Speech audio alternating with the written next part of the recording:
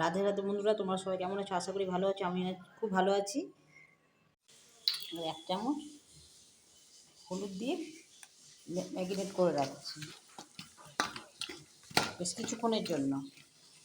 যত ভালোভাবে ম্যাগিনেটটা করা যাবে হাতে কচলে তত মাটনটা টেস্টি হবে। আমার হয়ে গেছে।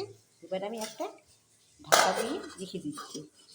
মাটনটা রান্নার জন্য নিয়ে নিচ্ছি এখানে গোটা পেঁয়াজ ছেলা হয়ে গেছে আমার, গোটা রসুন, তেজপাতা, লবঙ্গ, দারচিনি, এলাচ, কাঁচা লঙ্কা, শুকনো লঙ্কা, গোটা জিরে। এবার আমি এখানে একটা নিয়েছি সাদা একটা কাপড়। এই কাপড়ে সব আমি এভাবে ঢেলে দিচ্ছি। এবার আমি এটা ভালোভাবে বেঁধে নেব। এই পুটলিটা ভালোভাবে শক্ত করে বাঁধতে হবে গিঁটটা। আমার পুটলিটা বাঁধা হয়ে গেছে। এবার আমি এখানে গরম জল বসিয়ে দিয়েছি একটা বাটিতে। এবার পুটলিটা দিয়ে দিচ্ছি, দিয়ে এবার আমি একটা ঢাকা দিয়ে দিচ্ছি। এটা 1 ঘন্টা আমার ফুটবে। এটা যে কি ভালো হয় এই রান্নাটা, আপনাদেরকে বলে আমি বোঝাতে পারবো না। আমার মশলাগুলো এখন সেদ্ধ হয়ে গেছে। এবার আমি ঢাকাটা তুলে নিচ্ছি। দেখতেই পাচ্ছেন বন্ধুরা কালারটা কতটা চেঞ্জ হয়ে গেছে। আর মশলাগুলো এখন সেদ্ধ হয়ে গেছে। এবার আমি বাটিটা তুলে দিচ্ছি। এবার কড়াই আমি তেল দিয়ে দিচ্ছি। এবার দিয়ে দিচ্ছি সামান্য চিনি। ম্যাগিনেট করে রেখেছি লবণ হলুদ দিয়ে মাটনটা, সেটা আমি দিয়ে দিচ্ছি।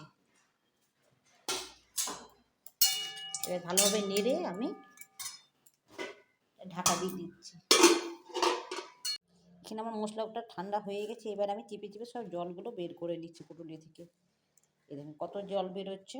মশলাগুলো সব আমার সেদ্ধ হয়ে গেছে। প্রচুর জল বেরোবে। এই জলটা দিয়ে আজকে আমি রান্নাটা করব। এই দেখুন জলটা আমার বের করা হয়ে গেছে। এটা জাস্ট স্বাদ যে কী হয়, আপনারা নিজেরা না রান্না করলে না বুঝতেই পারবেন। এত টেস্টি রান্না এটা মাটন, একেবারে নতুনভাবে। এই ঝোলটা আজকে আমার ঝোলটা যে মাটনের হবে সেটা কিন্তু পাতলাই হবে, খুব ঘন হবে না। অল্প মশলার জলটা দিয়ে আমি কষে নেব মাটনটা। এই রান্নাটা খুব দারুণ একটা রান্না, একেবারে ইউনিক রান্না। যা দেখতে পাচ্ছেন মাটনটা কষতে অনেকটাই সময় লাগে। আমি কষে নিচ্ছি। দেখুন বন্ধুরা মশলাগুলো আমার কত গলে গেছে। যে বাটিতে আমি সেদ্ধ করতে বসিয়ে দিয়েছিলাম সাদা কাপড়ে, সব গলে গেছে। এবার আমি এটা মিক্সার জারে পেস্ট করে নেব। আপনারা চাইলে এবার আমি সেদ্ধ মশলাটা পেস্ট করে নিয়েছি, সেটা আমি দিয়ে দিচ্ছি। এইটাও আমি দিয়ে ভালোভাবে কষে নেব।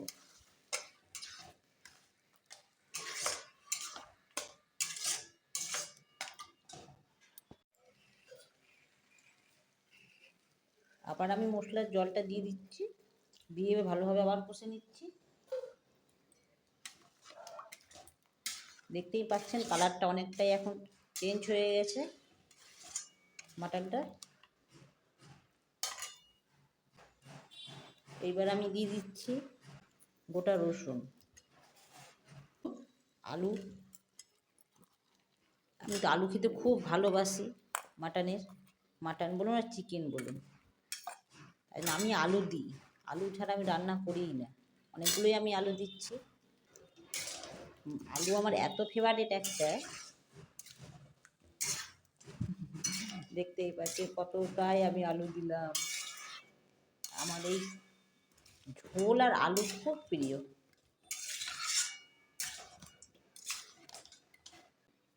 আবার আমি সম্পূর্ণভাবে জলটা আমার দেওয়া হয়ে গেছে। ভালোভাবে কষে নিই। আমার কষা মোটামুটি হয়ে গেছে। আবার আমি কিছু তেল দিয়ে দিচ্ছি সর্ষে, আর দিচ্ছি সামান্য লবণ। লবণটা আমি এর আগে দিয়েছি ম্যারিনেট করার সময়, এখন আবার কিছুটা দিয়ে দিচ্ছি। ভালোভাবে কষে নিচ্ছি মাটনটা। দেখতেই পাচ্ছেন কালারটা অনেকটা চেঞ্জ হয়ে গেছে মাটনে। যত মাটন ভালোভাবে কষা যাবে ততই টেস্ট হবে। আর মাটনটা ভালোভাবে কষা না গেলে যে একটা মাটনের গন্ধ থাকে, সেটা একটা বাজে লাগে, নিয়ে কষতে হয়।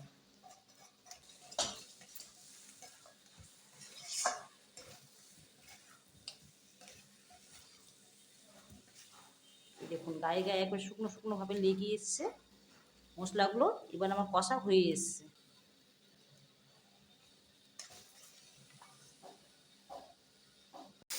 আমার মাটনটা কষা কমপ্লিট হয়ে গেছে, দেখতেই পাচ্ছেন একেবারে গায়ে গায়ে মশলাটা লেগে গেছে শুকনো হয়ে। এবার আমি ওই মশলা ভেজা জলটা আমি দিয়ে দিচ্ছি, সেদ্ধ করা মশলার জলটা সম্পূর্ণ তবে নেড়ে নিচ্ছি। এবার সেদ্ধ করার অপেক্ষা, কিছুক্ষণ একটু সময় নিয়ে সেদ্ধ করতে হবে। আজকে আমার মাটনের সাইজটা খুব বড়, তাই জন্য আমি প্রেসারেই দিয়ে দিচ্ছি, না তাড়াতাড়ি হবে না সেদ্ধ, নাহলে খাওয়াটাও লেট হয়ে যাবে, তাই জন্য প্রেসারেই আমি দিয়ে দিচ্ছি। দেখছেন বন্ধুরা আমার মাটনটা হয়ে গেছে, এবার মোটামুটি কমপ্লিট। প্রেসারে সিটি পড়ছে, আর একটা সিটি পড়লেই আমি এবার নামিয়ে নেব। আজকে আমার মাটন রান্নাটা কমপ্লিট হয়ে গেছে। এই যে বন্ধুরা দেখছেন, এবার প্রেসারের ঢাকনাটা আমি খুলছি।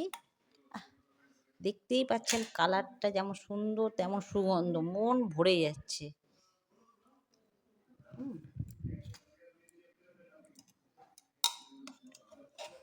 এতটা মানে সেন্ট আসছে, এই যে মশলাটা এইভাবে আমি আজকে যে মাটনটা যেভাবে রান্না করেছি, এটা একটু পাতলা ঝোলি আমার,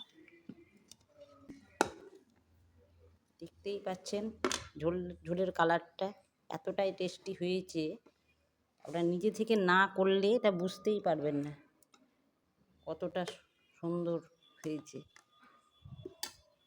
ভালো লাগলে বন্ধুরা অবশ্যই বন্ধুদের সাথে শেয়ার করবেন। প্লিজ বন্ধুরা, আজকের মাটনটা নতুনভাবে একবারে তৈরি, আপনারা ভিডিওটা সম্পূর্ণভাবেই দেখবেন।